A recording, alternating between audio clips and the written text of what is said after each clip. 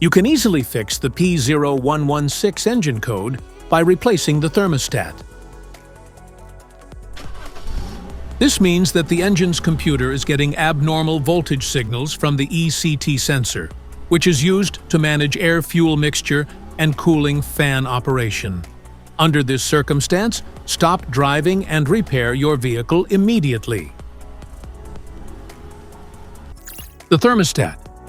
A thermostat is a regulating device component that controls the coolant flow to allow the engine to maintain a proper temperature under various conditions. It consists of the main valve, a spring, and a bypass valve. The thermostat is located between the engine and the radiator. It is placed near the water pump on the cylinder head. A faulty thermostat may cause the temperature gauge to read higher or lower than normal.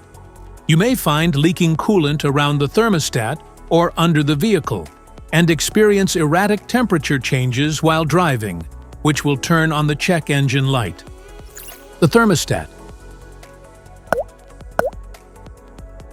In most cars, the thermostat is placed near the water pump on the cylinder head.